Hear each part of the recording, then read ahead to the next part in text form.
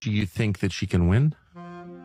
Absolutely. She can win. This is going to be a great test of the power of the media to take someone who formerly was universally disliked and transform them into a godlike figure.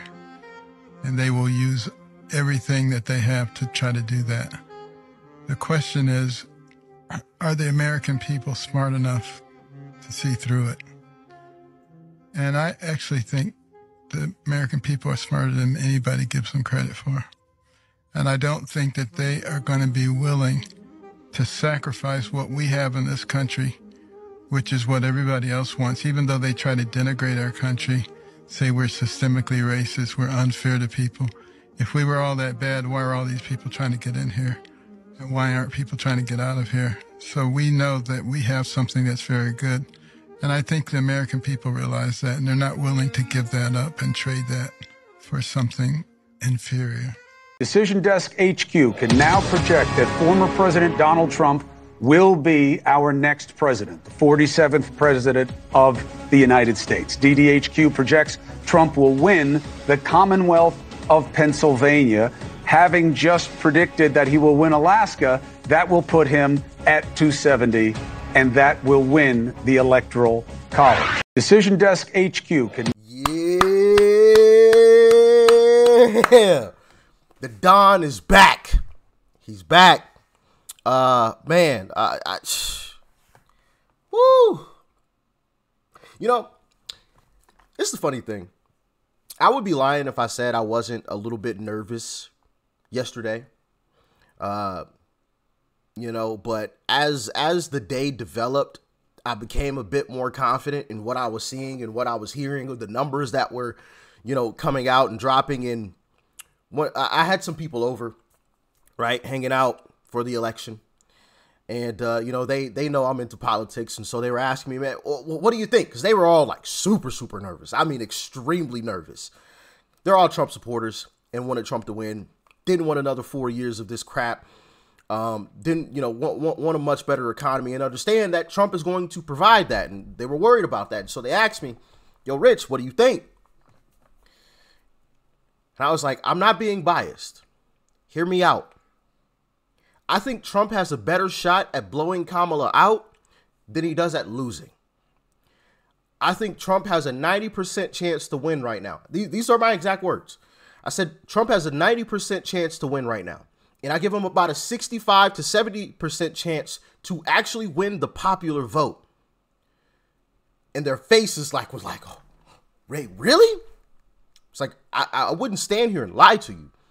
It doesn't do me any justice to lie about this right now.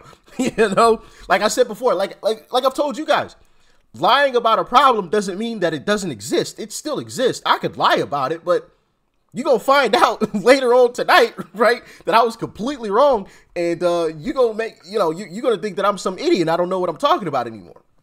But no, like, all of the signs were there. All of the signs.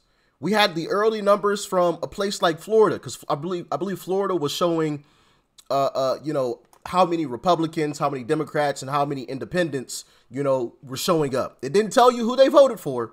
It just showed you, like, what percentages showed up. And Republicans were leading by a lot. Even in a place like Dade County, where Miami is, Republicans were leading by a lot. And I'm like, yo, this... Then you see the numbers coming out of Nevada, and I'm like, wait a minute. This could get ugly. This could turn into the dream scenario. This could be a clean sweep. And it turned out to be just that, at least as of right now. All the signs were there. All of them. I'm going to play this clip from Scott Jennings as well. Check it out. This is a mandate. Has won the national popular vote for the first time for a Republican, for the first time since 2004. This is a big deal. This isn't backing into the office. This is a mandate to do what you said you were going to do. Get the economy working again for regular working class Americans. Fix immigration. Try to get crime under control. Try to reduce the chaos in the world. This is a mandate from the American people to do that. I think I'm interpreting the results tonight as the revenge of just the regular old working class American, the anonymous American who has been crushed, insulted, condescended to. They're not garbage. They're not Nazis. They're just regular people who get up and go to work every day and are trying to make a better life for their kids, and they feel like they have been told to just shut up when they have complained about the things that are hurting them in their own lives. I also feel like this election, as we sit here and pour over this tonight, is something of an indictment of the political information complex. I mean, we've been sitting around here for the last couple of weeks, and the story that was portrayed was not true. I mean, we were told Puerto Rico was going to change the election. Liz Cheney, Nikki Haley voters, women lying to their husbands. Before that, it was Tim Walz and the camo hats. Night after night after night, we were told all these things and gimmicks were going to somehow push Harris over the line, and we were just ignoring the fundamentals. Inflation, people feeling like that they were barely able to tread water at best. That was the fundamentals of the election. And so I think that both parties should always look at the results of an election and figure out what went right and what went wrong. But I think for all of us who cover elections and talk about elections and do this on a day-to-day basis, we have to figure out how to understand, talk to, and listen to the half of the country that rose up tonight and said, we've had enough. Well, let me tell you something, Scott Jennings. I rock with you. I really do. I like Scott Jennings. But I played that clip of Ben Carson at the beginning of this video for a very specific reason. And that is, this is a death blow to mainstream media. Mainstream media tried to take an unpopular vice president and parade her around as if she was the greatest thing since sliced bread, and tried to put her in front of our face and try to make a fluff piece and, oh, it's all sunshine and rainbows with this individual. And then they tried to flood us with a bunch of negative, oh, Trump is Nazi, Trump hate, Trump bad, blah, blah, blah. But Kamala fluffy, Kamala sunshine and rainbows. They tried their hardest to influence the minds of Americans, and they failed. They failed. I think that's a death blow to mainstream media. I think that is a clear message to mainstream media right there. And it's their own darn fault. So when these news networks start firing people or laying people off, news anchors that they're paying millions of dollars for no darn reason, just to spew out a bunch of lies, they don't even speak any type of truth. Don't be surprised. Don't be surprised. I could see it coming from a mile away. They tried to prop up the woman who posted, oh my goodness. If you don't watch my YouTube shorts, check out my YouTube shorts, because as soon as I saw this clip, I posted it as a YouTube short because I wanted the American people to see this as they were standing in line at the polls. Look how ridiculous this video is. How you doing? Have you voted already? You did? Thank you.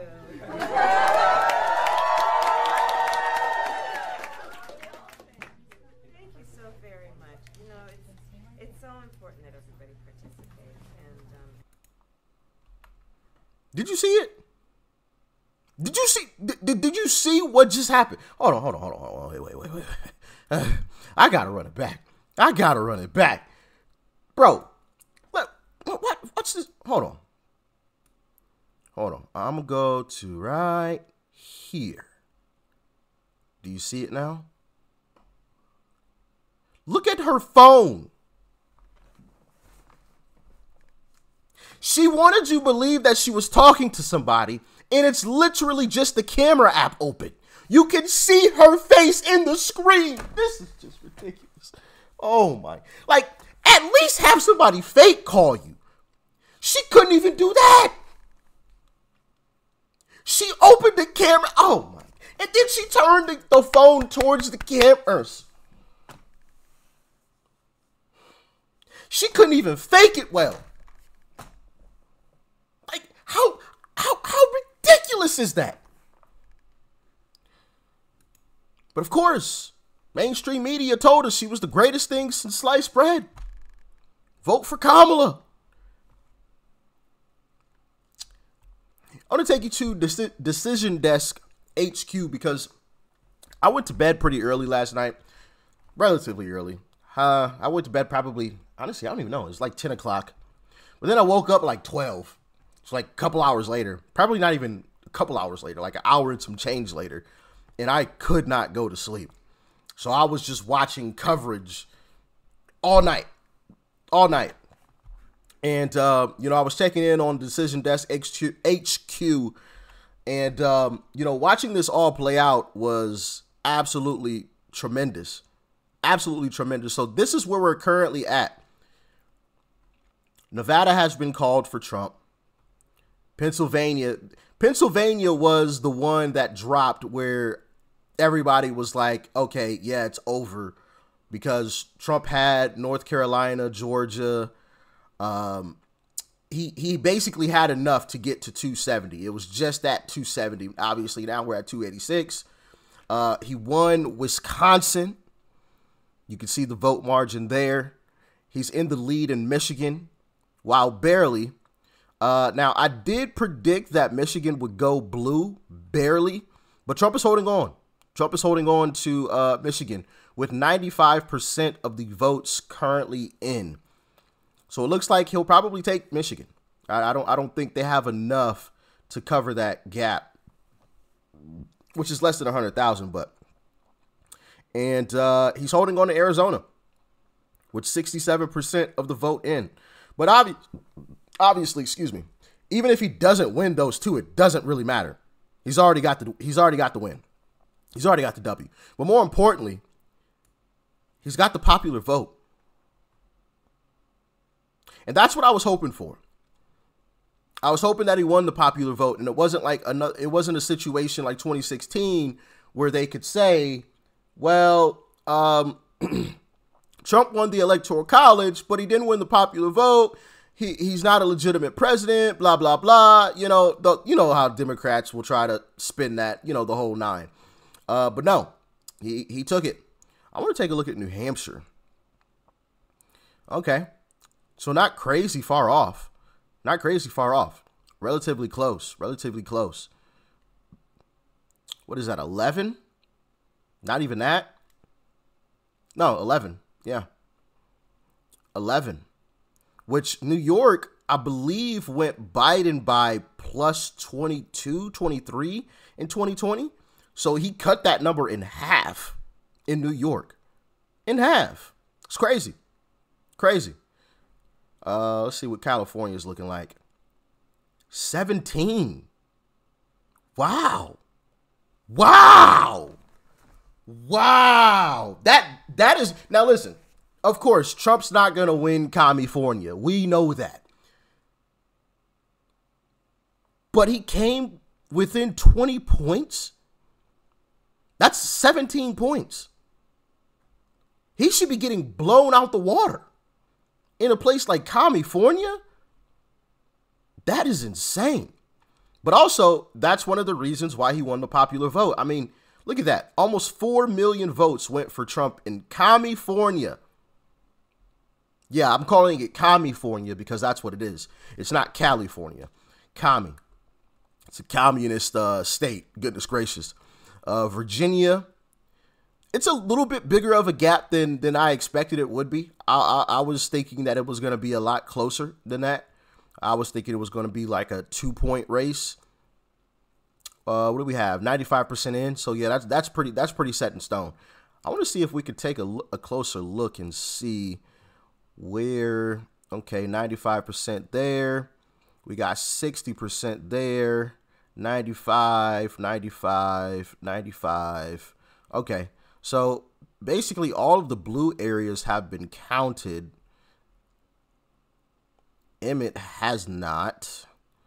All of these red counties have been, oh, well, there's a 61 red. I'm just trying to see if there's any way that Kamala could close the gap in Michigan. And I'm not really seeing it. I mean, most of the blues are at 95, and there's a lot more red that isn't at 95 than there is blue. And there's a county right here. I don't know how it voted in the past, but it's surrounded by complete red. Maybe it's a blue county, like right here. We'll see. 89. Yeah, it's not looking like she's going to be able to close that gap in Michigan, because there's a lot of red counties that still have yet to completely report. So, yeah, I don't think she's going to be able to close that gap. But yeah, man, great day. Also, before we get out of here, I want to give a big shout out. Big shout out. I mean, if this guy drinks, it's a beer on me, right? Dinner on me. If I ever meet this fella, which, hey, hopefully on Inauguration Day, I want to be there. I want to be there. That is something that is definitely on my bucket list. On Inauguration Day, I want to be there. So hopefully I get to shake this brother's hand on Inauguration Day. But I want to give the biggest of shout outs. And I've shouted him out a lot. A whole lot. To Scott Presler. Scott Presler moved to Pennsylvania to help Trump, when this guy deserves, I mean, a whole lot of credit. A whole lot of credit. Big shout out to Scott Presler, man. Go follow him. Let him know we love him. We appreciate him. Give him a pat on the back. I mean, goodness gracious. Tell him Doc Rich owes him a beer or a dinner. He can pick. I mean, this guy, man, he put in the work. Well, I love that image. Shattered the blue wall. Shattered the blue wall. I love it. I love it. I mean, because honestly, Scott Presler is one of the big reasons why Trump won Pennsylvania.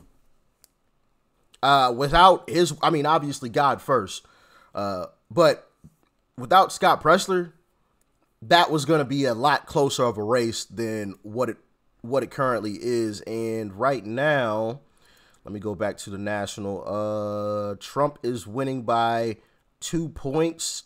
He's up by 100,000 and some change. No, 200,000 and some change. So yeah. Big shout out to Scott Presler, man. He put in that work. But let me know your thoughts and your opinions. I'm excited. I'm real excited. Maybe I'll live stream today. Maybe I'll go live today. I know that's something that I have not done in a very long time. I haven't live streamed in like years. But maybe I'll go live today. So be looking out for that. You'll probably get a notification that I'm live. Pop in. Let's chit chat for a little bit. Man,